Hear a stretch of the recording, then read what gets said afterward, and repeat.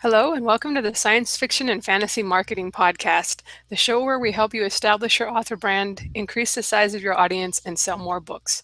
I'm Lindsay Baroker, and I'm here with my co-hosts. I'm Jeff Poole. And I'm Joe Lalo.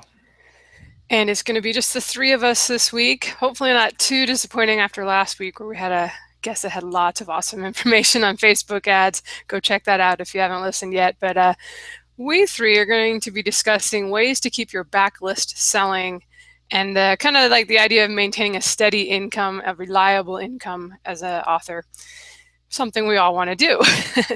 But before we jump into that, I guess it's been about a month since we've just talked amongst ourselves. So do you guys have any news that you would like to share?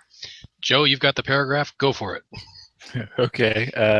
My next steampunk novel has a special early release today on Apple. We're just joking about how I had basically written a script for myself, so watch as I fail to read it well out loud. The Calderon Problem, Book 4 in the free rent series. It's still available for pre-order elsewhere. Yeah, the only place it's releasing early is iBooks, so you can be reading it right now if you bought it there. I've also gotten back in touch with a children's book illustrator. We've spoken, I think, on the show about how I was gonna try a children's book.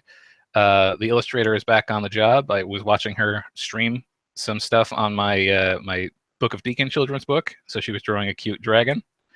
And as a side effect of discussing children's books in another artist stream, I am now I've got a second one that's going to be illustrated. I think I'm going to try to do three. I have three main series, and they all have a cute character. So I think I'm going to try to do a kid's book about each of the cute characters. We'll see. I might not get past two because this is a financial gamble. But so that's like the two big things I'm doing. Although I guess I should say, and this didn't make it into the script because I wrote the script yesterday, the early release was fairly successful. At the time of recording, I am at number 2 on both the free and paid list on iBooks for science fiction. So the Calderon Problem and the free rent series in general are doing pretty well today. Nice. Congratulations. Thank you very much. Oh, that it? I guess you're up. That's all I got. It was a shorter essay than we thought. Okay. As for my own news, mine actually starts with I was cleaning out some files on my computer because as an author, I am constantly writing files, saving them, throwing them in all kinds of folders. And believe it or not, I had some time to clean today. So I came across a fantasy project I started, I think it was late last year, or just something. I don't want to go into too much about it, except for I think it's going to be really cool if I can get it to work. And so far, it's looking good. I might be able to do a small little beta run on some of my beta readers, oddly enough, and see how well it works for them. So if that is proved successful, I'll share with you guys and tell you what it's all about. But right now it's going to be a secret. So and also I am getting ready to dip my toe in the third genre that I can write in, and this one will be dark fantasy, because anyone that reads my stuff knows full well I'm not really into the serious stuff. But I was asked to do a short story last year, year before, that actually was in the dark fantasy type stuff there, and I actually got a kick out of doing it. It was really, I got to, I guess, display a side of me that I didn't know existed. So we'll see how well that turns out. I'm actually going to fledge that out into a full-length novel, so we'll see how well that goes. But that's pretty much what's been going on with me lately. Awesome. I always am a little surprised with myself too, with how easy it is sometimes to write when things do get a little darker. Most of the time, my stuff, I don't stay dark for long, but I have my moments where people are being tortured or what have you. Any classic fantasy has torture. Yeah, usually my book's like, okay, that's a little dark. I need to crack a joke here. Or the other one like, ha ha ha, let's rip out the guts. Let's have to throw them over here. Let's just see what happens here. My wife's like, damn. I'm like, sorry, maybe I had a bad day. I don't know. Jeff, no, Joe. Yes. So I'm curious with the Apple thing. Did you get invited to do a pre-order, or what is it? It's releasing early there. And I've heard both Barnes and Noble, they have like a Nook first look thing now. And I guess if you have an Apple rep, or was it through Smashwords? How did that come about? What happened was a long time ago, the first free range book got a lot of coverage on iBooks because an Australian iBooks editor liked it and made it one of the books of the month. And ever since then, every time they asked me to let them know about each new release in that series.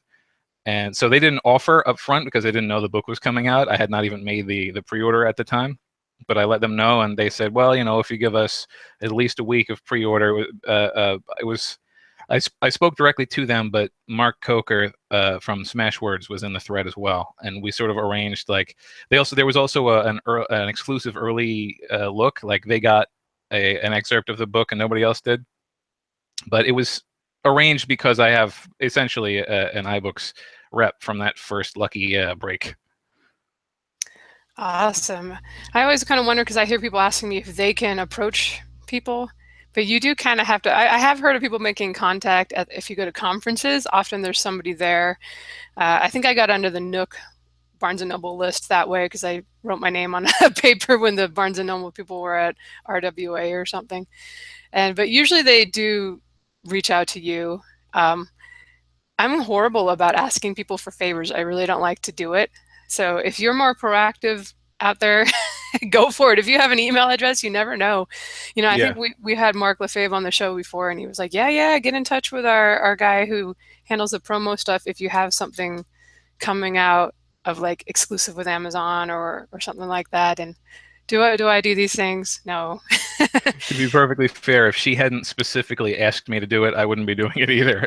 Basically, it's a combination of the Apple rep having asked for it, and I've met face-to-face with Mark Coker on more than one occasion, and he's been fairly insistent that I be open with new releases. So I'm following. I'm not leading in this situation.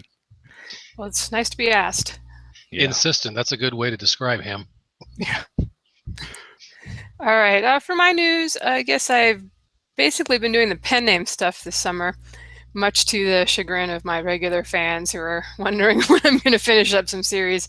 I started out planning a 3-book trilogy kind of thing for Ruby, and it ended up turning into 5 novels, and I just published the 4th and 5th one here in the last few weeks, and they're doing really well. So it has me going, I could just keep writing a science fiction romance every month and probably keep doing pretty well in this category. Or, you could do it in any category if you actually produce regularly instead of hopping all over the place, as certain people are known to do, including myself. So those have been doing well this summer. Pen names paying the bills. I did manage to get a book bub for my Fallen Empire trilogy, the first 3 books, the box set I put together. So that was really cool. And because it happened to come on a Tuesday, I thought, well, let's see here. Maybe I could take a stab at the USA Today list and buy, like the other ads too. I think I got a bargain Booksy, e-reader news today. Several of the ones that are proven to be pretty decent, but I did not sell enough books to get on there. I believe at last look, it was about 4,500 in the US on Amazon, and then enough other 500 or so on Barnes & Noble, which you usually need closer to like 7,000 in the US to make the list. But hey, why not try? I definitely found that the one time I made it with my own book like that was the Dragon Blood box set, and it just blew this out of the water. That one got so many more sales on the first day that I was just staring in amazement because that doesn't happen. And it didn't happen on this one, even, with a box set the first time. And I think it's a little bit of luck if you can make it happen. Like if you get it on a Tuesday, that gives you the whole week to stack other ads. Though honestly, when I did the Dragon Blood box set, I didn't have anything else going. And it was about 4 months later when somebody else said that they were on the USA Today list after 6,000 sales or something. I was like, I think I sold that many back in January. And that's when I went and checked, and like there it was, 100 and I don't know, 30 or something. Not super impressive, but so that's my news. A failed USA Today attempt, but the pen name doing well. And if I keep not publishing more books under my name, you'll know why. I'm writing man-chest science fiction smut.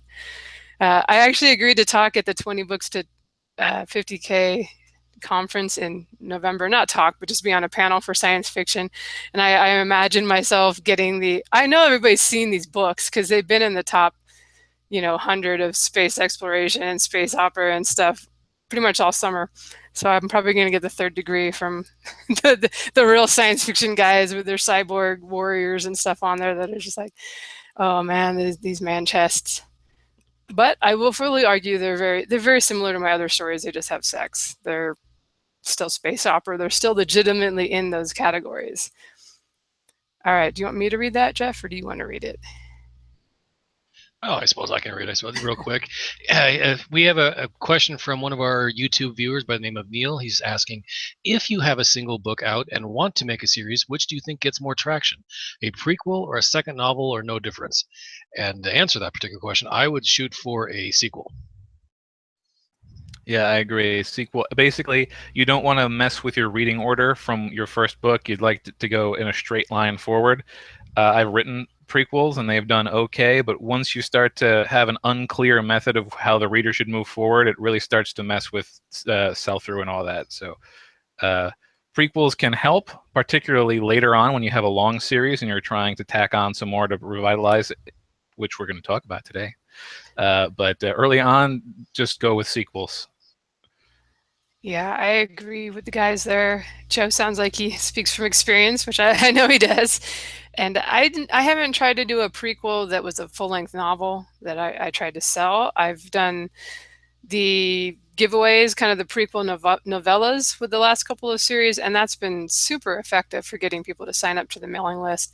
So that seems to me like a really good way to use a prequel if you have an idea for one.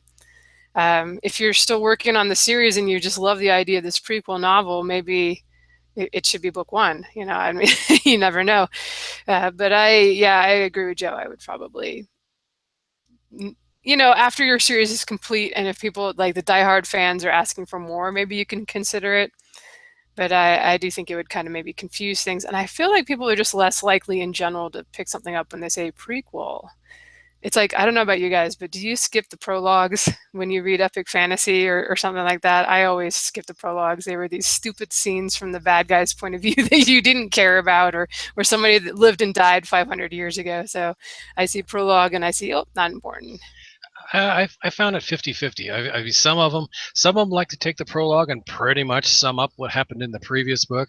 Others like to do the whole view it from the villain point of view there, and others just have something that's just is actually not exactly too critical to the storyline, but kind of helps expand it somewhere later on down the line. So for me, anyways, it's 50-50. I will say though, the ones that sum up, I skim, and I pretty much kind of skim through it, and it's from a bad guy's point of view that I can tell it's not going to have any motive to or any sort of influence on the story whatsoever, I skip. I'm bad that way, I know, but I'd rather just get to the story and go. Well, as a person who shamelessly uses prologues like crazy, I also read other people's prologues. So that's just me sort of justifying my own decisions, I suppose. I read more of them now because if you get a sample, that can be most of the sample, you know, with the e-reader. And I just read one not that long ago where the prologue was like the only reason it existed was to create some tension, because you start on chapter one and I was like, wow, chapter one is boring because it just nothing happened. So it's like you were relying on somebody that had been killed at the end of the prologue, and I just kept reading and reading, and it like never even tied in. 6 chapters later, I gave up on the book. But so yeah, that was a total divergence from the topic. So I will go ahead and bring us into our main subject. And we do have some questions that I got from Twitter, but they all relate to the subject. So I'll just kind of ask them at the end or throw them in when we're talking about the specific thing. So we've made a list here of, it started as 9, then 10, and now 12 ways to keep your backlist selling. You know, and this is going to be obviously more for people who are maybe on their second series now and have completed a series. I wouldn't consider it backlist if it's a series you're still working on, because you know, I'm finding this with the Ruby books right now. The new release of book 4 has helped book 1 come back into like whatever it was, the top 1200 or something. So it's easier to keep an active series going than it is once you've wrapped things up and it's been 3 years since you put the last installment in, or longer if you've been writing a long time. That's when it can be really hard to keep things going, especially now in this ebook era where there's like a lot of churn on the Amazon lists, and it's super rare to see a book stick up there in the top of a category for a long time. Do you guys have any thoughts on, like, before I jump into our list, like how your backlist does? Because I know we all have multiple series here. Are you able to kind of keep them selling? Do you think it's something you're actively doing, or is it just relying on new releases? I can tell you it's things I'm actively doing, and it's going to tie in beautifully to things like 1 through 4 at the moment. So I'll wait till we hit there first. My most of my money is made on the second 2 books I ever wrote. The books 2 and 3 of the Book of Deacon trilogy are my big earners still, and until about 8 months ago, I didn't really have to do much of anything. It was still basically the perma-free with periodic promos on it. But lately, I've been starting to experiment because the other stuff is rising to basically the backlist of the other 2 series, which are now growing long enough to have a good backlist, are rising to take up some of the slack. But overall, I've seen a dip in sales, so I think it's time for me to start fertilizing a little bit. Okay, yeah, and I don't even know how many series. I've got at least 3. I've got 3 with like 8 books that are completed now, and then others that are smaller that were just like a duology or are in various stages of completion that I need to get back to them. But and I'm finding that things don't ever fall off completely. I think as I'm still releasing stuff. This has actually been kind of an interesting summer because I haven't had any new releases under my regular name since I think April, maybe early May. And you know, for people that write 2 books a year, that seems perfectly reasonable. But lately, I've been doing one every month or 6 weeks or so. So you definitely see the drop off. I've been lucky enough to get a couple BookBub ads over the summer for 2 different series, but not everybody's able to get that, and it seems to be especially hard for those who are in KDP Select right now. You can still get them, but it seems rarer. I feel like one of the reasons I've had pretty good luck this summer is because I was submitting books that were wide, so they were available everywhere, and like we've talked about, they seem to like that. But it's a challenge to keep them selling. But they, you know, like I said, even if they don't usually fall off completely, like I might still have 200 books sell a month in my Emperor's Edge, each of the books in my Emperor's Edge series. So it adds up. And with income wise, for me, it's usually like if I have a new series that comes out and has a good launch, that will be a big chunk of the income for that year. But the backlist is kind of keeps things going, and I feel like as long as that's still selling, I have enough books now that I don't have to sell a ton of them, so that's really helpful. But we focus a lot on new releases on here and launch strategies. But I think it's good to have this discussion. So I will just jump right in with number 1. This is probably the most obvious thing, and something you might already be doing is just to run a sale on book 1, either making it free or 99 cents, and to book some promos at the sites like I was mentioning. You can try eReader News Today, Fussy Librarian, Book Barbarian for sci-fi and fantasy seems to be a good one for people. I've never gotten Robin Reads, but I've heard that one recommended. They seem to always be booked a couple months out though, so you might have to plan pretty far in advance. Of course, you can always try for the BookBub. If you get that, it's like you don't need anything else that month. You're just going to have an awesome month, and maybe a couple months as it carries over. But do you guys have any strategies? I know like a lot of us have perma-free book ones, and that makes it hard to run a sale because the book's always free. And I've thought about cycling some of my book ones up to 99 cents and then dropping them for sales. But so far, I still have Emperor's Edge and Balance on the Blade's Edge are always free. I think Star Nomad, I'm going to make 99 cents so I can try the Facebook ads on it a little bit. What are you guys doing with your book ones? Well, my book 1s of my series, I've got 4 of them now. 3 of them, since my 4th series is just the one, it's my brand new one. But of the 3, I actually had all book 1s at free. And I've noticed, the number of downloads is, dropping off every single month. So I'm like, okay, you know what? One of our past clients, one of our past guests actually suggested, you know what, just get them off the free and put them to the 99 cents and then like kind of rotate them. Like, okay, well, maybe for this week or 2, we'll make, series number 1's book free and so forth. And thus far, that's what I've been doing. And even knocking them from free back to just 99 cents. I'm still seeing a large turnover going there. So, and I know if I can just get them with the book 1, then they'll continue on with the rest of the series there. So, but yeah, that's what I'm right now. That's what I'm doing with regards to our little item number 1 here is I will rotate out which one is free. Now, granted, it might take a little bit because Amazon is not exactly the, I'm not saying anything else bad about them, but they might take a little bit to actually price match something. So give yourself some time. But once I see it hit free in Amazon, I'll usually give it a couple weeks, then yank it, because obviously it'll stop, it'll go escalate right up the ranks there for the free, meaning people are downloading it. then you'll see the sales bump on everyone else. They'll eventually start dropping off. Okay, put it back to 99 cents, give a little bit, and switch it over to a different series. So it's what I've been doing to keep the back series alive, and thus far, knock on wood, doing pretty decent. As for me, I don't. Well, I mean, my stuff is perma-free. I don't fiddle with them being not perma-free. Every now and then, it's happened about twice, but every now and then it will mysteriously stop being perma-free and then go perma-free again, which always gives me a nice bump. And you'd think that I would just do it on purpose sometimes. But mostly what I end up doing is about once a year I can usually get a BookBub ad on one of my perma-free books, and that's enough to inject some life into it for a good 3 months usually for me. But also, we talked about prequels recently. The way the Book of Deacon series works, both book one of the trilogy and the prequel are sort of acceptable entries to the series, and the prequel is not free. So occasionally I'll run promos on the prequel because it can also lead to it literally chronologically leads to the first book in the series. So I get a weird situation where there's a price promo on a prequel, which leads to a free book one into the rest of the series. It's surprisingly effective, but I can't lean on it too heavily. It's definitely nice when you have a couple of different ways into your series. I mentioned my Ruby books. The Mandrake Company is kind of the first series I did with the pen name, and it's all in order and with the same ship full of characters, but they're definitely romances that stand alone. So I have done the same, I've kind of run sales on like book 4, book 3, book 1, and it's really nice. And if you are in Kindle Unlimited, like my pen name is, you can do like the countdown deals, and maybe almost like Jeff was talking about, have like a 1.99 this week, the next week a different one is 99 cents.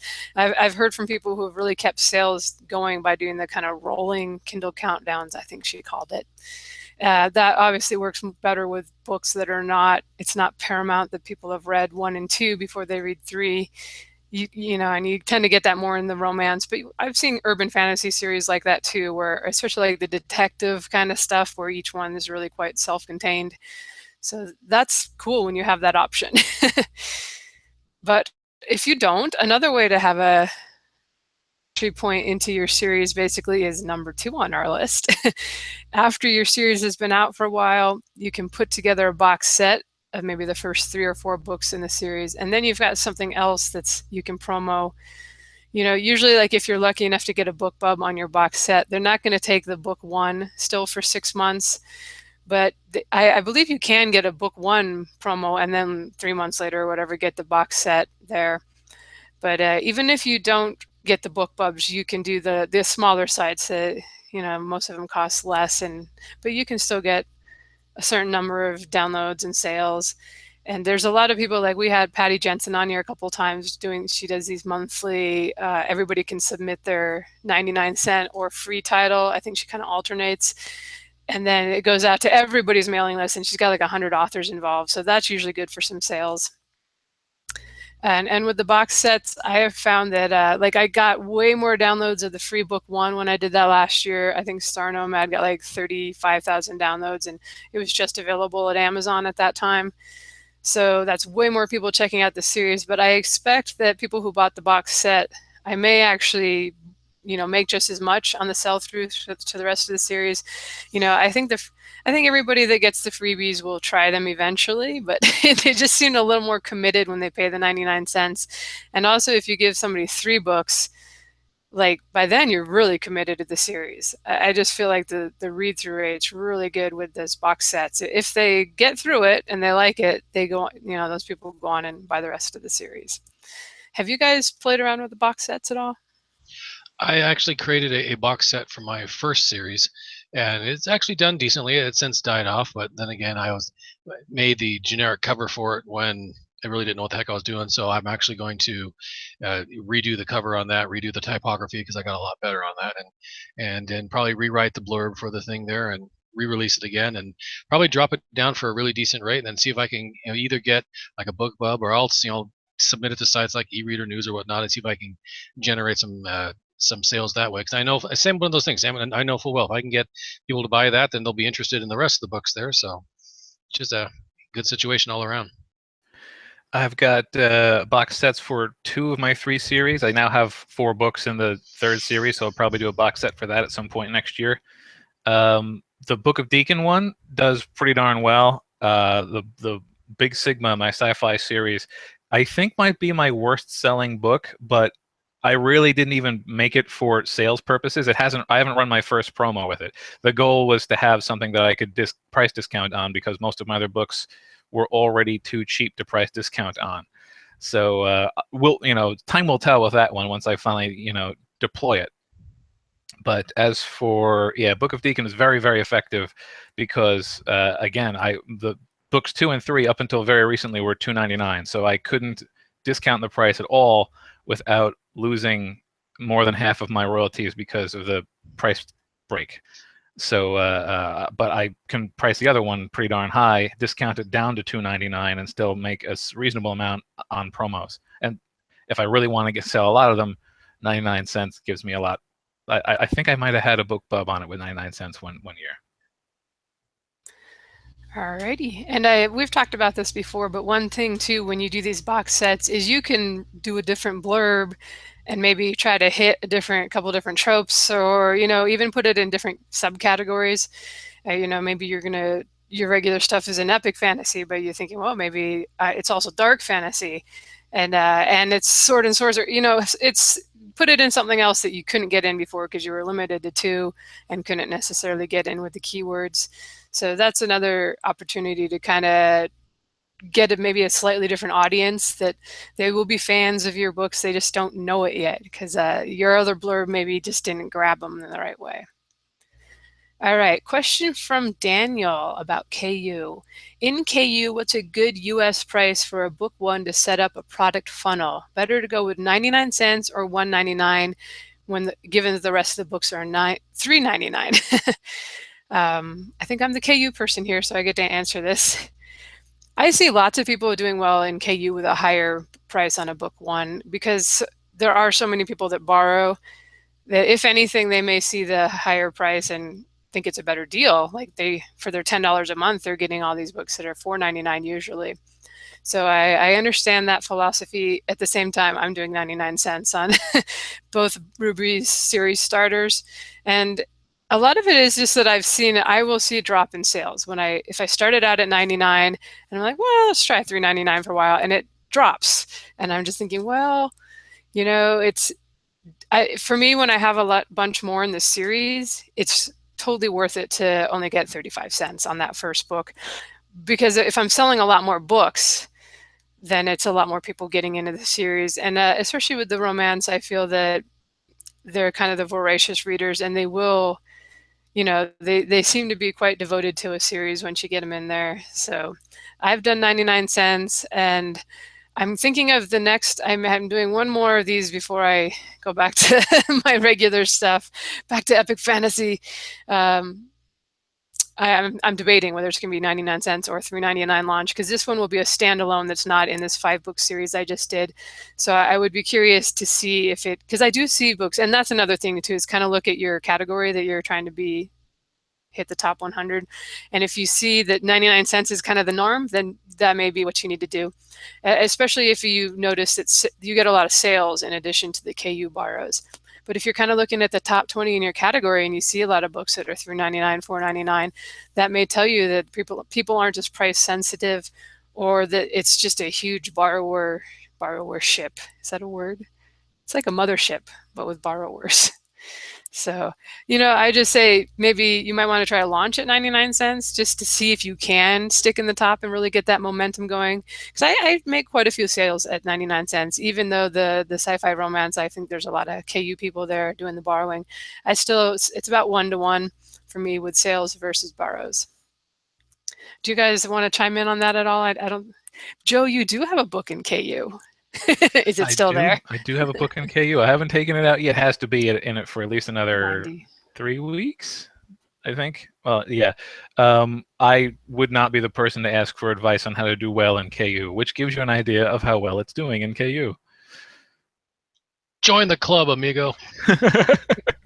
Well, it turns out I should probably have been following a lot of the advice that was on the show, and I wasn't, because I write weird books. Yeah, and there's some genres and subgenres too that just do better with KU because like I said, the romance people often seem to be those voracious readers, but I've seen also people do really well with urban fantasy in there, and you would think epic fantasy readers would not be as voracious just because the books can take forever to finish. It might take a month to read a 1,200 page. Although I feel like these days with the indie authors, fewer people, I'm not seeing that like 750 page count so often on the books in there. But that's a bit of a diversion. Yeah, those are dog legs behind me, Jeff. What's your point? That they're facing the wrong direction? Well, I just you're talking there. I was just kind of watching. All of a sudden, I see these legs go like this, like they're forming like a touchdown. I'm like, oh, that's my it sleeps just like my dog does. It feels good. All right. Well, enough of KU stuff. We're going to try to kind of keep this general to everybody that applies. But if there's something like, the rolling countdown deals or something you can apply, I'll throw it in there. All right. Item number 3, to keep your old backlist selling, your old series alive, is an idea is to publish new stories, short stories, or novellas, if not full-length novels, that tie into your old completed series. And these could be full-length novels that you put up there for sale, but they could also be giveaways, things that you can just put out there for, if you do like an Insta freebie promo, we had those folks on a few weeks ago, or a Facebook promo with a bunch of other authors. It's sort of something new for your existing readers, and maybe it's a new entry point too into your series. I think we have another point where I'm going to talk about. Yep. Anthologies is number 4, so I will save that. Have you guys done any of these short stories or novellas, kind of extra things? Or even, I think, Joe, you've written whole other novels after this series was kind of complete. I personally have done, and I would say number 3 for me works really well, where I've actually done a couple of short stories, and nothing seems to spark the interest more. Like, oh, I like this world that he's in. You got to make sure that you write that short story in such a way that you don't need to spend like the first 1,000 words of it just explaining who people are. Just keep it generic enough. You're like, okay, introduce the setting, kind of explain just a little basic few things, and get them interested. And every time I do something like that, I see the sales numbers spike like crazy. So for me, it works well. Yeah, I've written some short stories initially as newsletter giveaways, and then once I started, when again, because my books were priced so low, once I did the box set of the first few books, it was hard to get a justifiable price that wouldn't have just made it make more sense to buy the individual books. So to justify a higher price, I would pack in at least one piece of original, like one original novella or short story, so that there was something new for everyone, and that's a value add. I actually haven't completed any of my series yet. I thought I'd completed the Book of Deacon, but people changed their mind about whether they were happy with how the series ended, and I was happy to continue the series in order to make them happier. So all of my series that are series are ongoing right now. All right. Whereas I'm kind of have stuff I'm finished with. People ask, "Are you going to do another Emperor's Edge novel?" And at this point, it's just been so long since I wrote the books that I would have to go back and reread. I think there's 9 books and some short stories and novellas. I'd just have to reread everything before I could feel like I knew the characters well enough again to jump right into them. So that's one of the things with the backlist that can be challenging.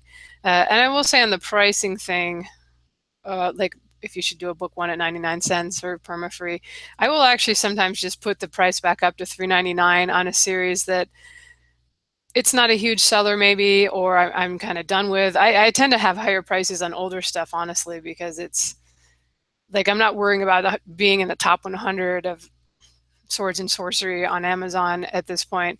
And I do think it's a little easier to get ads and make it seem like more of a sale later on if you're going from $3.99 or $4.99 to 99 cents. So that was just a little aside. Going on to number 4.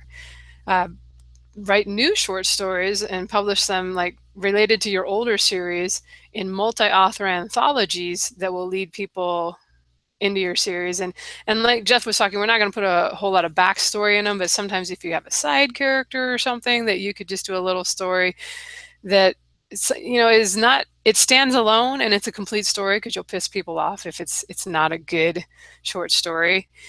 but that also maybe and then it teases people like, oh, there's this story is one of the main characters, or this character is one of the main characters in this series over here.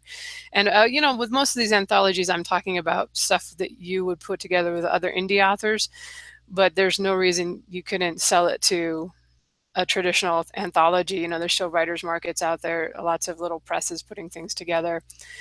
And usually they're going to give you a little byline or something that you can say, like, here's my newsletter, or if you enjoyed this story, there's a whole series of other books. And that's actually one of the first ways I first got my first series selling, was in this case, I made a short story free. But and now last year with my Fallen Empire stuff, I did I think I did 3 short stories for anthologies. And the whole point was I was jumping into this new genre, and I wanted to give myself as many ways to promote it. And with these multi-author anthologies, everybody that's in the anthology is going to promote it to their list. So you're basically going to be exposed to all of their readers and vice versa.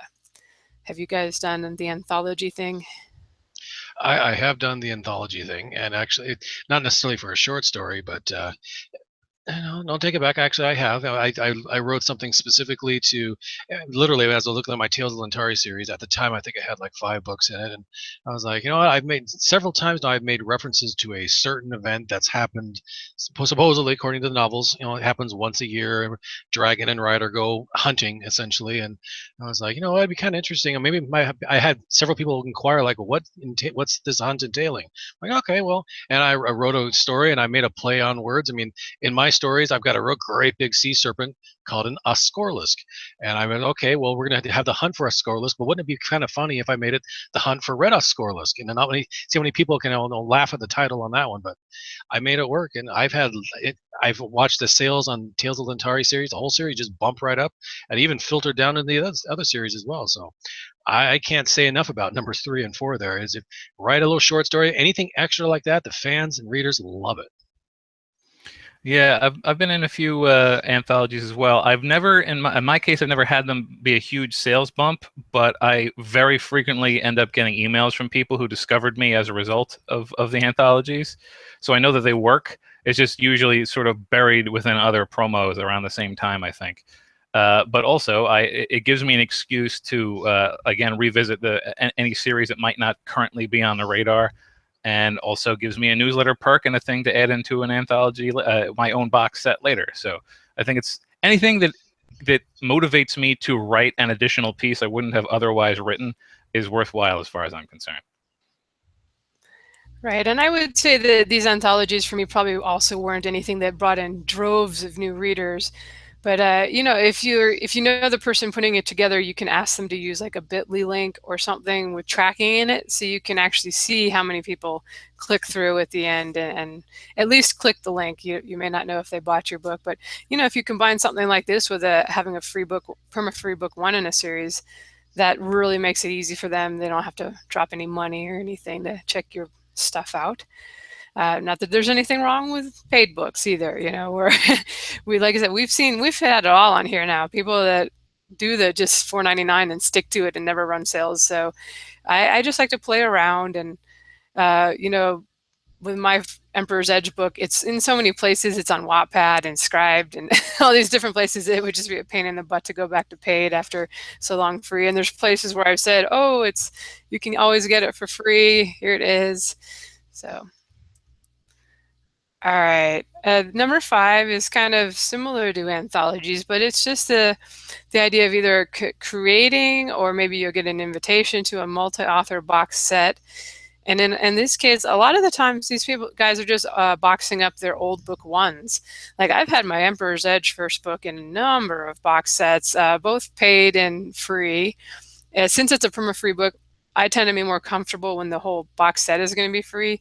But I figure if they're doing a 99-cent box set with 10 authors and most of them are not perma-free, I don't feel that bad. But in a lot of cases, more recently, I've used like Encrypted or something that's works as a book 1, but is not generally always free. Then it's a really good deal in a 99-cent box set. And this has just worked pretty good for me over the years. For, here's this series now where I wrote book one. I published it Christmas of 2010, and I've thrown it in all these box sets. And like I was saying at the beginning, this series, even though it's been years since I put out any new installments or even short stories or anything, the sales continue to trickle in and people find it. And it's got the worst covers. No offense to the guys that did them, but they just weren't. I didn't know anything to tell them any better. And I'm having them redone, but the guy who's redoing them is super busy. It's been like over a year, and I think we're halfway through now. And they're still not up because I don't want to have half on and half off. But those box sets, even if you have a book that's perma-free, do not pass up the opportunity. You would be surprised at how many people will find you through these box sets and email you later like, oh, I found you through the Quest box set, which the three of us were all in there for a while. And that was like an 8-book epic fantasy box set that was free. And we all kind of forgot about it until somebody needed to yank their book out after like 2 years. And when I went in and looked on Amazon and a couple of the other sites, it was still people were downloading like 25, 30 copies a day with zero, input, or nobody was running sales or even mentioning it, I think, at this point. So it's still, and all these box sets, you don't have to do them for 2 years. You can make like a 3 or 6 month commitment or something like that with the other authors. Go ahead, guys. I will definitely say too, if someone approaches you that says, "Yeah, I'm putting together a box set. Would you like to join?" If you don't have to do the work, by all means, say, "Where do I sign?" Yeah, I've got several. I'm in several multi-author box sets, and I've actually been one of the guys doing the work on one of them in the past, and it's usually been worth my time. I've even been in some that were like supposed to be money makers, and they actually made money. So, but I do find that a full novel in a multi-author set, as opposed to the short stories we were talking about, has had a better effect for me. So yeah, thumbs up on those. I like them as long as I'm not the organizer. Right. I always say that too. I'm like, I don't want to handle the money or the accounting, especially if it's something that's going to be going for a year or more and it's not free. The one I did was perma-free, so there was no money or accounting to worry about. But yeah, I feel like they're another thing where outside of maybe the launch week or launch month, you're probably not going to bring in tons and tons of people. But all these little things kind of add up, and a lot of them are, if not set it and forget it, pretty close to, maybe you just run a sale on something every couple months, and that helps keep things alive. And if you do several of these things, it really helps keep the series selling. Now the head is pointing up. I know everybody wants the dog updates, especially the people listening to the audio that are just like, what is wrong with you people? I do have a question from one of the YouTube viewers. Jin was asking, do you find people make it to the end of box sets, or are those expected to be page counting or page count padding? And then she goes, sorry if that's not very polite. I have heard from people who are at the end of box sets that their books have gotten read. And it's another thing where you may want to give whatever link you give, you may want to make it a bit.ly link or something where you can go in and actually see, are people clicking my link? And gosh, that Dominion Rising box set, my friend Becca, I think she said, is way at the end, and they have like 23 authors. So I'll have to ask her. Maybe she'll come on at some point. And I don't want to give it any more air. We've talked about that box set on here twice now, but I've often wondered that myself. I always hope to be like number 2 or number 3 in a box set, because I figure, people aren't going to try them all. But I think though that they might try them all. They might not necessarily read them all. That's kind of what I would do, is just kind of go through the table of contents. Is this one for me? No. How about the next one? So as far as padding pages, for those who are doing box sets that are in KDP Select, you can still get credit for up to 3,000 pages read and get paid for them. But apparently this summer, when they sort of released this 3.0 update to the way KENPC is calculated, I've heard reports now, and maybe we discussed this, so I'll just say this quickly. I've heard reports now that people with like us, with doing anthologies or something, they're getting a lot less credits than they used to for page reads. So it sounds like Amazon has changed it. So flipping to the back doesn't necessarily give you full credit for the whole box set. People may actually have to read the stories, and you might only get credit for those stories. All right, Jeff, do you want to read that? Sure. Neil was asking, how do you recommend dealing with a revenue split from a box set, or do you only do free box sets? I would say just keep good records, and all the retailers have got reports that you can run to find out, who does what. Yeah, I think we had Jay Thorne on here once, and he actually does bookkeeping, and because he does a lot of collaborations and a lot of box sets, and I think he probably uses some bookkeeping software. But if you go back and look for that episode, you might discuss it a little more. It's good to have somebody that has like an LLC and isn't just doing it out of their their own bank account, just for in case audits happen and things like that. That's one of the reasons that even though I have that incorporated, I still don't want to deal with the bookkeeping and paying people, especially, collaborations is even worse in a bookkeeping way, because those are going to stay published forever, presumably. Most of these box sets, you kind of come together for maybe 6 months or maybe a year, and then, things can close out after that. Hence that little disclaimer about if someone else is volunteering to do it, by all means. Yeah, and it just depends. If you have a good sized list and an audience already, people will probably come to you.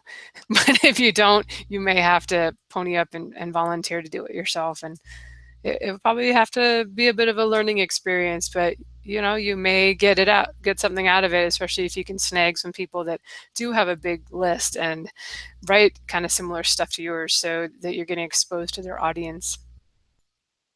All right, going on to number 6. Okay, if you have a number of series, and I know most of you guys probably are not there yet, but I wasn't there when I got started, and I still wanted to hear all this stuff. So if you have a number of series, you can consider putting together a sampler box set with your own book ones.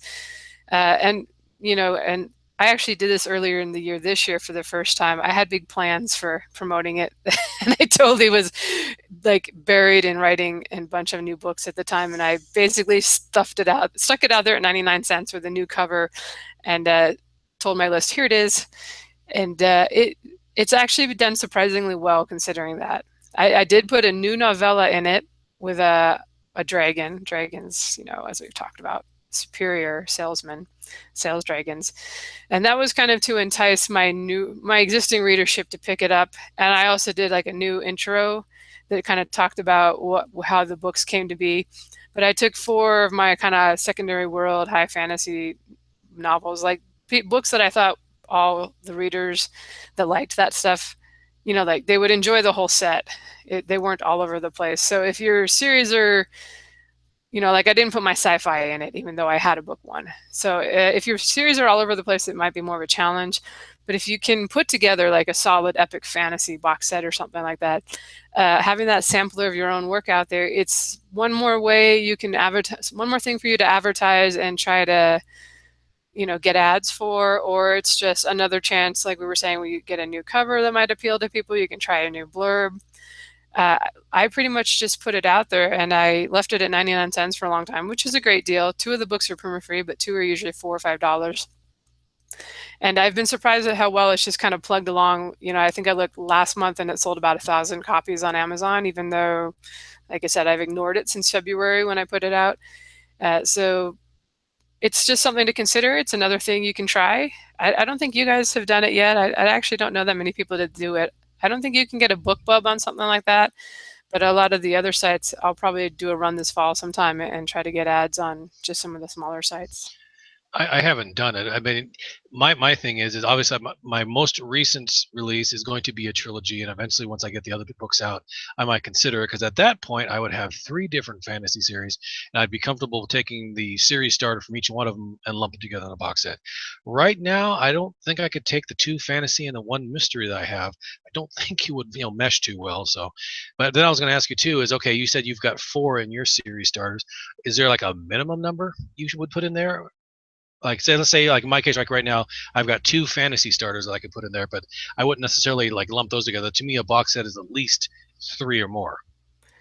Yeah, I would probably say 3. In my case, I had 4 that kind of worked together. They were all high fantasy, and I thought, that just looks great when you do the 3D box and it's 4 whole novels. And actually, I had a 5th, cover or whatever you binding you would call it on your 3D model there, because I had the novella too, and it's like this huge collection of books for 99 cents. I'm not quite like those romance authors who have 12 that they can put in a 99-cent box set. Yeah, but I think for fantasy it looks pretty good. Oh, please, you got to be getting close. Well, these guys have so many that 12's not a big deal. Like they have 50 romance novels, so they can take 12 and make them 99 cents. And I think we're maybe past the era of that a little bit because the KU page count being lowered a little bit. See, here's the best way to answer that that question. All I got to do is ask you, how many books do you have out right now? Under who? Under my pen name?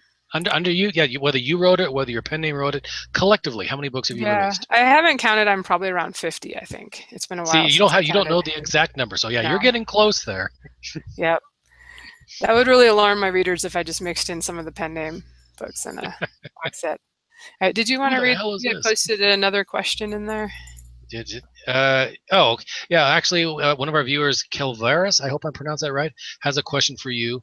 Lindsay, do you folks recommend buy-ins? Buy-ins? Okay, yeah. That's what I wasn't sure. Buy-ins or newsletter advertising only? Oh gosh. So buy-ins is basically when you see a box set kind of run by an organizer who has a reputation for having really successful ones, maybe making some lists, and they might ask for X amount of money up front to cover advertising and the cover art. I've not done that. I have chipped in for cover art before, but we've, between 8 people, that's maybe like $75 to get an all new cover. And I'm sure there are people that have had really good experiences with that and it's done everything they wanted it to do. So I'm not going to bash it. It's not for me. Because I don't really care about, I won't talk about it too much. I don't care about getting letters, especially not. Well, I would say I would love a New York Times bestseller thing someday, but I want it to be on one of my books. Just me. Ideally on a fully priced book would be really awesome. But so that's not my bag. But if people want to do it, just really look into that organizer and make sure they have a good reputation. And because boy, some of them will ask for like $2,000, and you're like, you do not need that much money for advertising, from 10 people or 20 people and a cover art. So just be really careful and go Google that person and check on the forums. And but I think you can do really well just by advertising to your newsletter. Most of these box sets, multi-author box sets, you cannot get a BookBub. You can't get most of the sponsorship sites for them. So the advertising they're going to be doing is like Facebook and Amazon ads, maybe BookBub pay-per-click ads, and those are fine. But it's super easy to spend a lot of money without a whole great return. So, again, just really vet the person that you're thinking of getting involved with on that. There have been some scandals out there. There's a lawsuit going on right now of somebody that was organizing stuff and pocketing the money. So it happens. All right. Sampler was 6. Number 7. And Jennifer had a question on Twitter, so I'll just have her answer it. What are your thoughts on relaunching backlist books to stir new interest?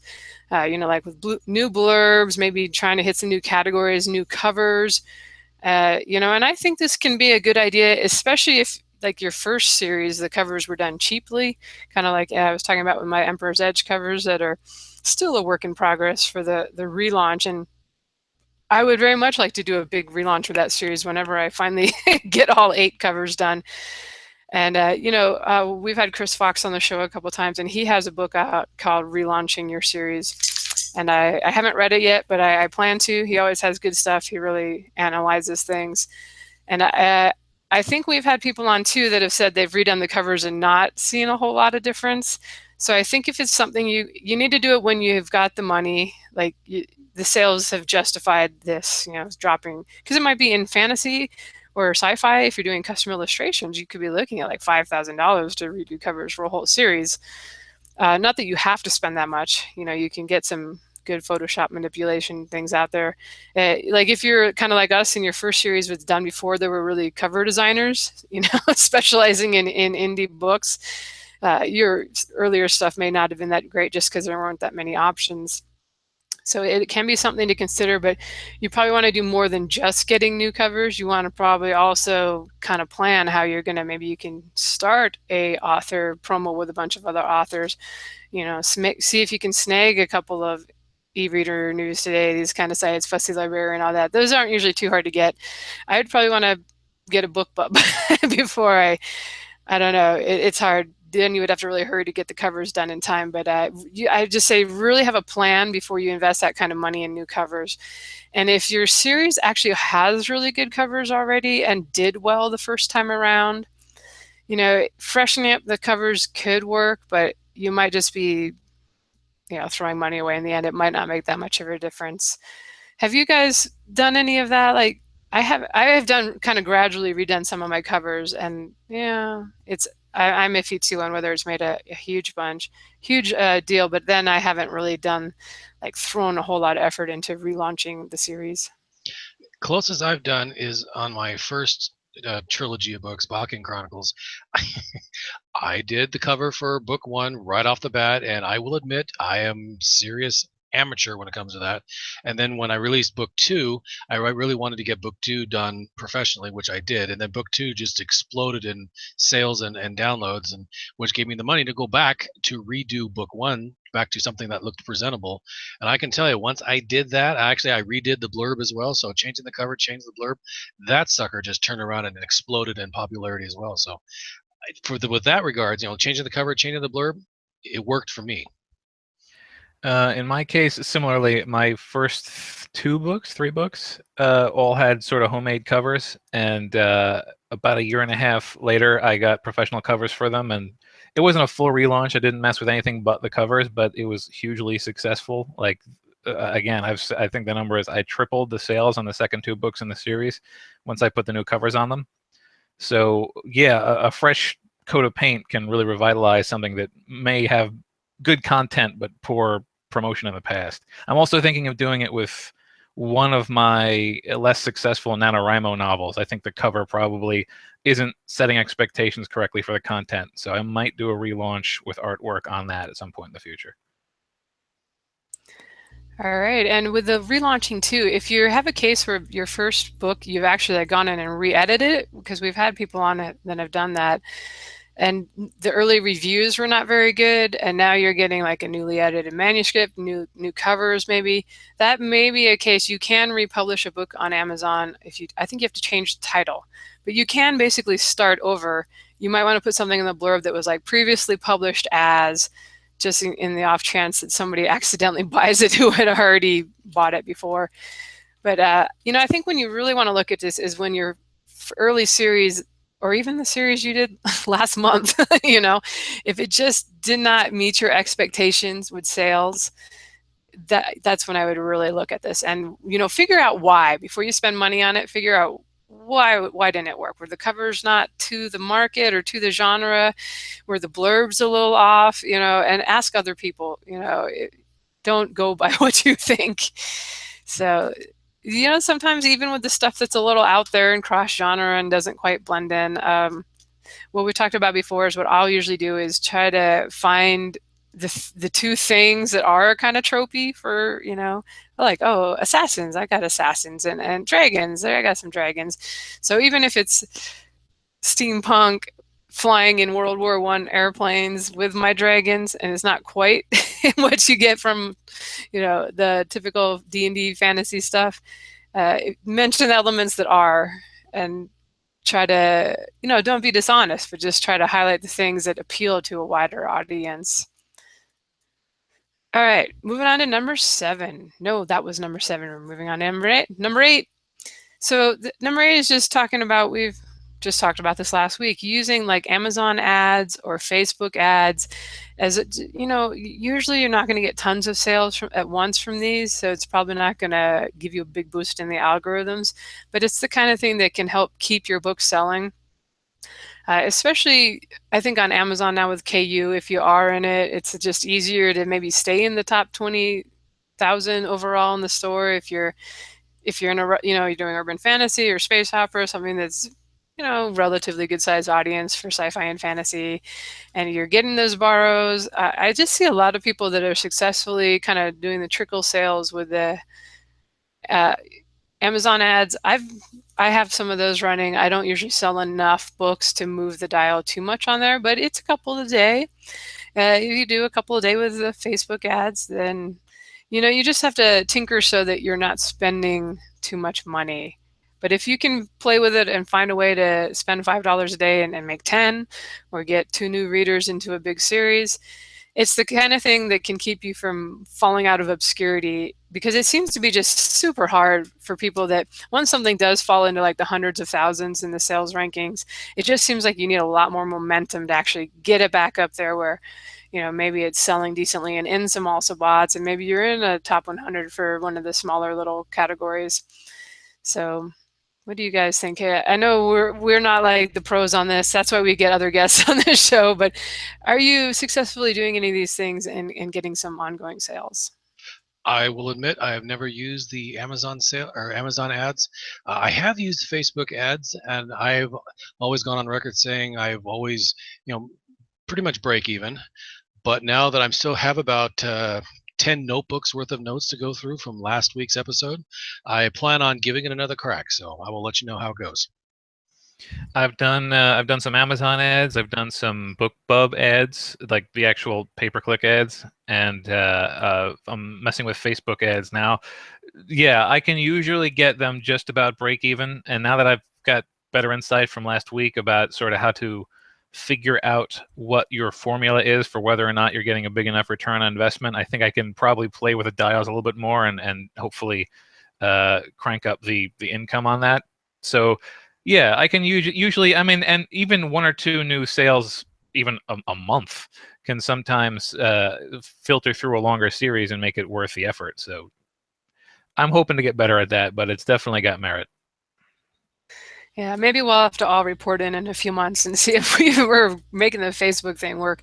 I definitely have it work when I'm doing launch stuff. I found it to be worthwhile to get all the people who have liked my page, and I'll target, kind of try to get that sci-fi romance reader or the space opera reader that likes the strong female heroine.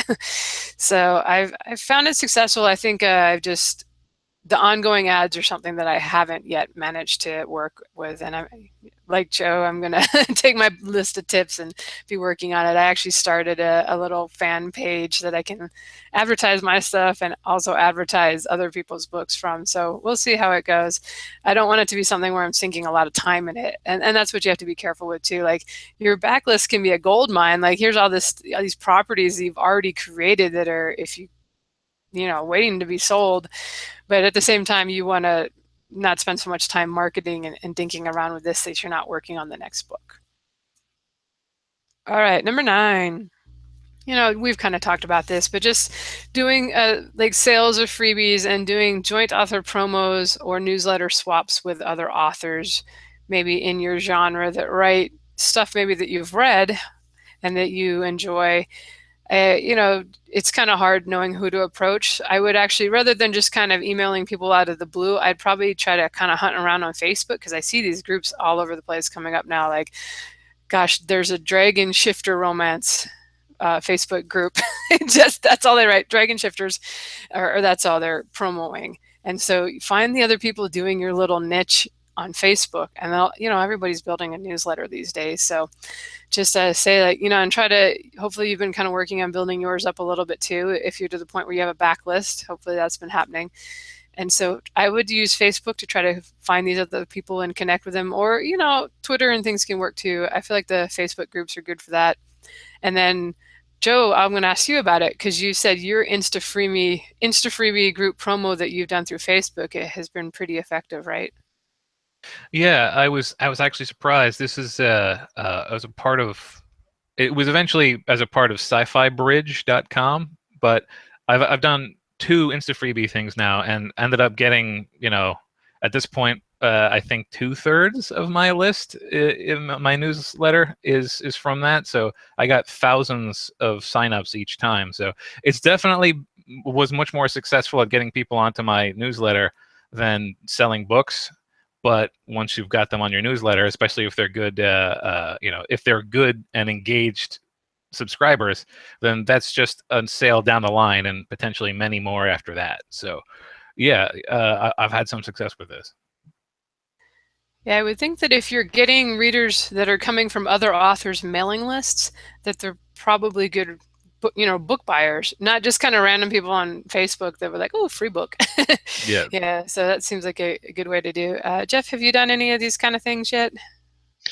I have not. No, I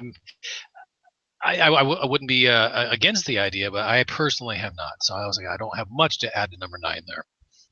All right, yeah, it would be cool for you if you found kind of a, what is it, noble, bright, or sort of light epic fantasy. I don't know how you would label your stuff. Lighthearted epic fantasy, yeah. Yeah, it seems like there should be a group out there. But I know the Noble Bright has become a label, so that's Noble not Bright, quite right. comedic, but it's like The the opposite of hero. grimdark. Yeah, it's the opposite of grimdark. People live often. That's a good way to describe it. People live in the books. You don't turn into dragon fodder. Yeah. All right. Do you guys, whoever put 10 through 12 in here, want to read through these real quick and we'll comment? I put 10, so I'll do that one. All right. Keep your community active and engaged in social media with polls, discussions, artwork. This is just good advice overall, but generally speaking, word of mouth still, particularly for indies, is a huge part of advertising, and the best way to get word of mouth is to keep people talking. So, we talk about having a social media presence of any kind.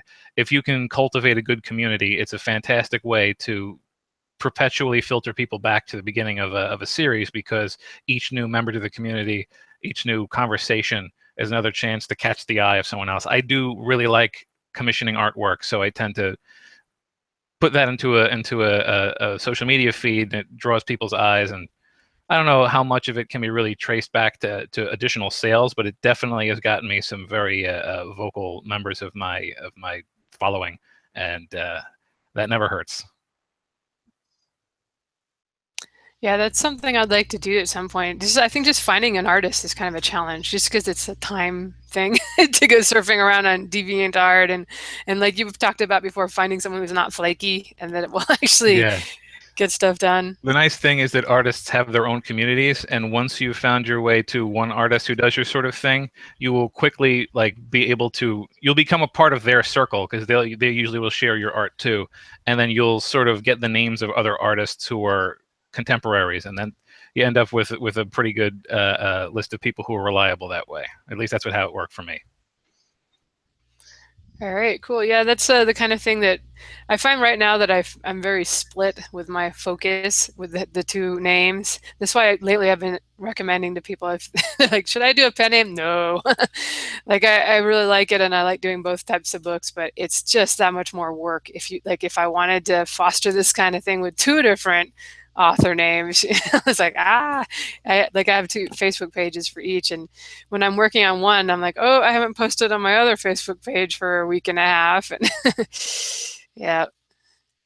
All right, Jeff, did you put down number 11? I did 11 and 12. 11 is pretty much, goes a little bit along the same lines there. Is what I'd like to do is I'd like to create, print copy giveaways on Goodreads. That's a good way to keep your book out there. And since Amazon owns Goodreads, the two are strongly intertwined there. Because a lot of times when a lot of these people, when they create Goodreads, they like to share it with their Facebook. So inadvertently, I don't know what, but I've seen a lot of people that they say, okay, I'm entering this giveaway, and by default, there's a little checkbox that says, and put this book on my to be read list, so to speak. And if you're share it on Facebook, that automatically gets posted on their Facebook, and all their friends see it, like, if this person's interested in it, maybe I'll go take a look, sort of thing. But I always like to do that. I've actually been known on my blog, when I'm actually trying to get somebody interested, I always like to order a bunch of various knickknacks type of stuff there. I've got magnets with book covers on them. I've actually got hats with book titles on them. And every once in a while I'll put a contest on there that says, hey, okay, if you'd like to be entered for this particular giveaway, go grab yourself a book cover, or else show me on your e-reader or whatnot that shows the picture of the book cover, and get someone to take up your picture in some unusual place. And I had some really good pictures coming back. That one person was in Wales, one person was in somewhere in downtown London, and it was really actually a lot of fun. What service do you use to do like the various you said magnets and things like that? Do you use like Vistaprint or? No, I have. It's been a while since I've logged into it because I hadn't had to make an order in a while. Good grief. Cafe Press. Although I'm thinking about trying to look at someplace else because Cafe Press, I've noticed. I always like to look at a website and whether or not it's been changed recently. And from the last time I looked at Cafe Press, they really hadn't added any new designs or any new products to be done there in like a couple of years time. So I'm like, eh. But right now though, it's still I haven't moved everything across yet, but it's still Cafe Press. I've ordered shirts, hats, deck of cards, notebooks, all kinds of stuff from them before. And they actually do a really good job.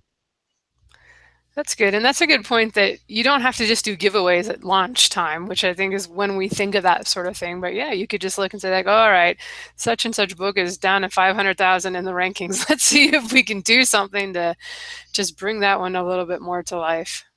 Yeah, but I'll do stuff like okay, well, who would people like to see in this if this was made into a movie? What like my main characters? Who would you like to see actually in them? And then they'll usually it instigates a real lively discussion like, oh, I see this person, I don't see this person, I see that person. So it works out fairly well. And my number 12 would be networking with other authors. Like get to write like a guest post or something.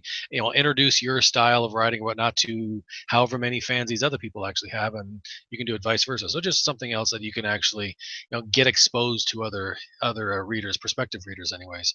Because if they like what they see, then typically they'll turn around and check you out and whatnot. And what I will also say too is as a writer, especially in my cases, especially in this 10, 11, and 12, if you're going to, try and direct people over to your blog, make it look active, make it look like someone's there keeping an eye on it, putting new posts, updating the design, maybe changing pages out.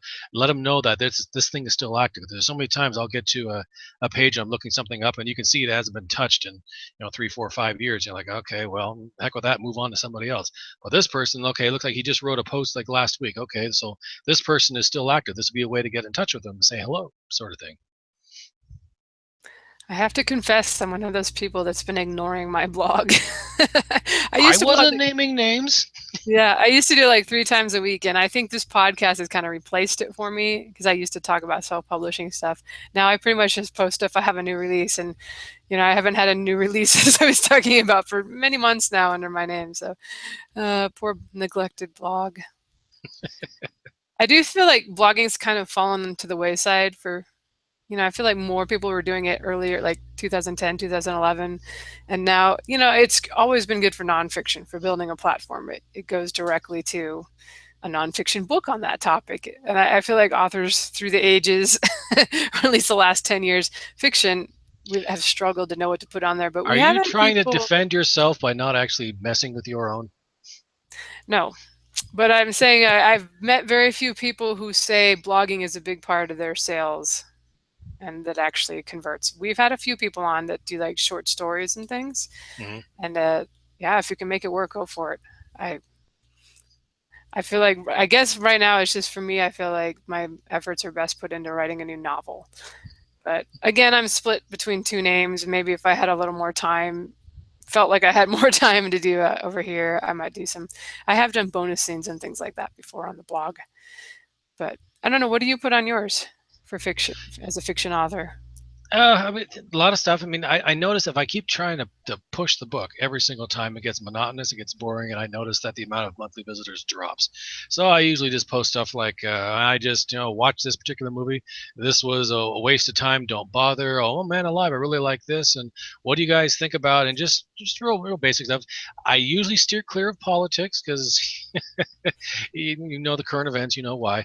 But yeah, usually just fun little interesting things that might happen there. I usually don't put that sort of stuff on Facebook just because on Facebook I usually keep it strictly author related for the most part. But if you want to know more about me or what's going on in my life, just stop by. Although now that I say that, I'm just looking at it's been like 5-6 weeks since I posted anything, so maybe I should shut up about that and keep pushing We're that. all guilty. All right. But yeah, I got to update that shortly here. So just stuff like that, just to keep keep people interested in asking questions. All right, Joe, are you blogging? I do the standard updates about once a month, and lately I've taken a non-fiction swing I decided to document from beginning to end my entire process on how I make a book. So about once every 3 weeks, as I get to the next stage in the process, I'll put up a, how I write chapter 9, and it's like whatever. I don't know, it's just how I write step 9, and it would be formatting the ebook or something like that. So I've been doing regular updates like that. For a while, I was doing short stories, like serials, that is, a chapter at a time. But I found that it was kind of basically it became my entire blog, unless I had a pinned post, was just the sequence of chapters, and it there's better ways to do that. So I stopped doing that. All right, well, let's just wrap up with a couple of questions from Twitter. William asked, how much of a backlist do you need before you advertise it? I said 1. Your first, after you have it's probably not worth spending a lot on advertising if you only have 1 book out. But once you've got a few out, especially if they're in the series and lead into one after the other, then I would start, maybe putting some time and money into advertising. I would say at least 3. Yeah. Yeah, 3 seems to be like sort of a magic number with that sort of thing for me. Having said that, it is totally impossible to just put a book out there without advertising it some way. I know you'll put your book one out there and you'll pimp it on social media and try to get grandma to buy a copy. It's human nature. I was the same way. I was like, come on, I have a book. It's only $2.99. Go buy it. But I would not spend a lot of money until you have, it's fine. Do the social media stuff. Try to sell that book, but careful on the money. Unless you're just wealthy and it's no problem.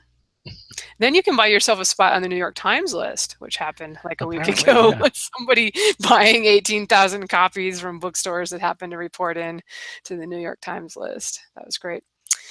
All right, Lon asks, is there a way that doesn't seem scammy to push your backlist?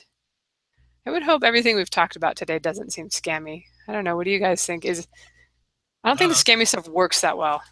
Yeah, I pretty much, we've hit now numbers 1 through 12 there. I mean, I don't personally see anything scammy related about that. Just actual, legitimate, honest ways to try and say, hey, yes, I've got some new books coming out, but take a look at the old stuff. It's pretty good.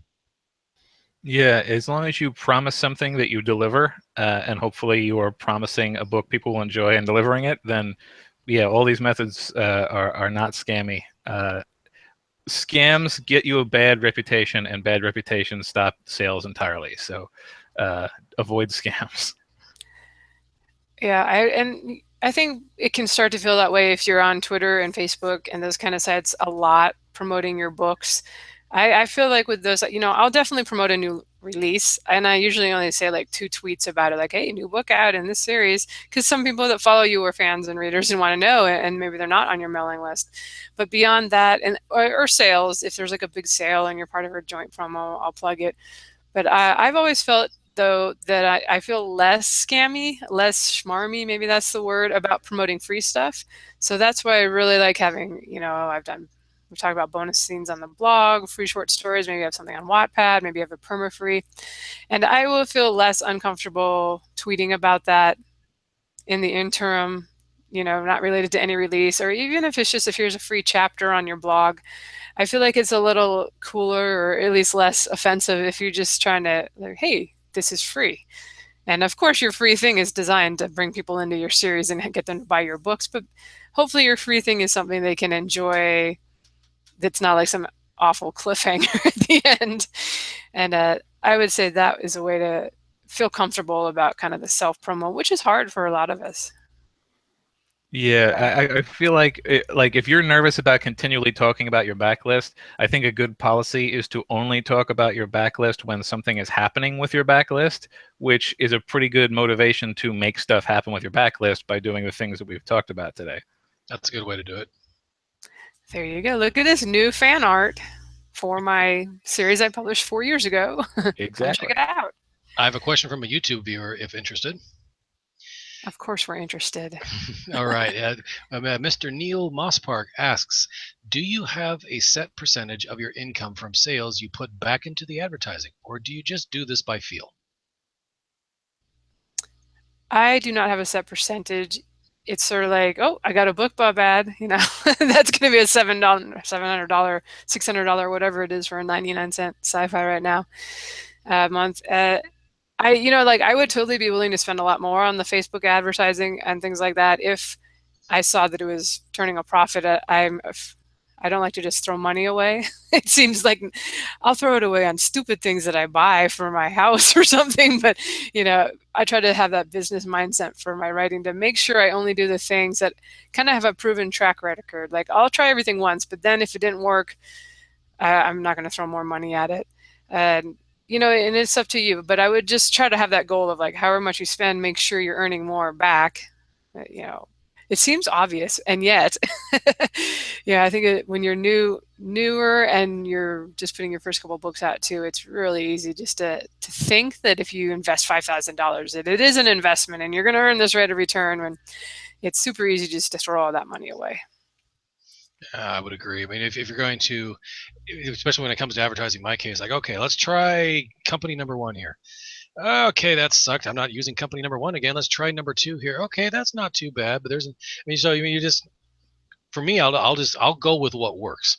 And right now, say Facebook, it's average. I break even. So I mean, it doesn't suck, but it could have been a lot better. But yeah, you want to go with something that just keep an eye on what you're doing, keep an eye on what you're paying out, and if you make that money back and then some, great. If not, try something else.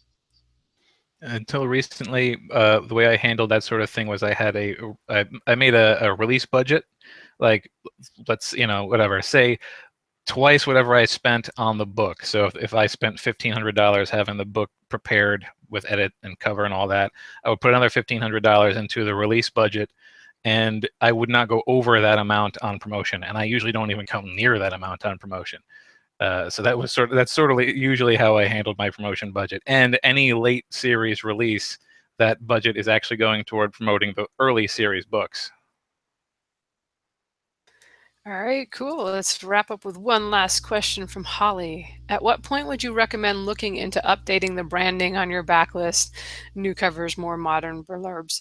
So kind of sounds like the relaunching question we talked about, but when do you do this? I actually think you can do things too early. Like if you're still publishing that series and it's just not selling as well as you want, you could redo the covers and try again to launch with book one. But most of the things that we're talking about, I'm doing on series that have finished and that I'm not working on anymore, and they kind of need a boost in order to, I don't know, have their full potential and keep earning their living, earning their space in my Amazon portfolio.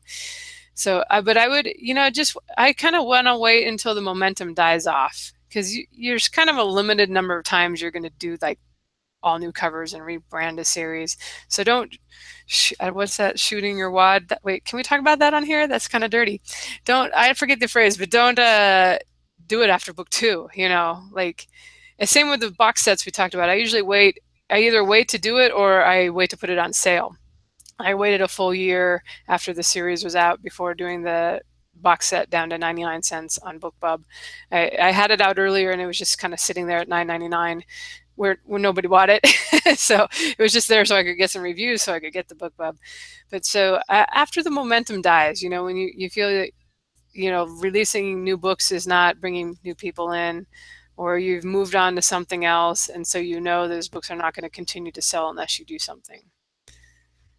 All right, that's it for me. Any final thoughts, guys? Here we are, long again.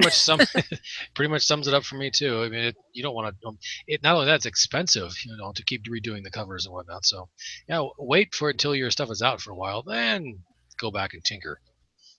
Yeah, my recommendation would be either to rebrand if you're thinking of revisiting the series, like I did when I didn't rebrand, but when I started adding after the trilogy for Book of Deacon, or if you find you're not going to have a major release, like you've got a gap in your release schedule, it might be a cool idea to rebrand something that wasn't selling well, just to sort of take the place of a new release, so that you don't lose momentum. Yeah, that's how a lot of my stuff gets prompted, like, oh, income's down this month. Let's see if we can get something together and give it a little boost there. Saw some of those old books. All righty, gosh, guys, I thought this was going to be a short episode when I put together the notes. I was like, oh man, this is only like a quarter of a page on Word. It used to be that, I'm pretty sure when we have the guests, we're like, okay, it might go an extra 10, 15 minutes. Lately, when it's just the three of us, we've been blowing by the actual 1 hour limit there. So yes, we'll try to, I don't know, I'll try to suck less at putting together show notes. But we do appreciate you guys, all of you who listened to this late minutes, whatever we are, 87 minutes in or something. Thank you for those that stopped in on YouTube. We're usually here on Tuesday nights at 6 p.m. Pacific, 9 p.m. Eastern. And we have a couple of successful traditionally published authors coming up here in September. So it should be interesting to hear what they've been doing from that side of things. And we'll try to get lots of great guests coming this fall. So thanks for listening, everyone. And give us a review on iTunes or wherever if you think about it. We appreciate it. Have a good week. All right, guys, take it easy. So long, everybody.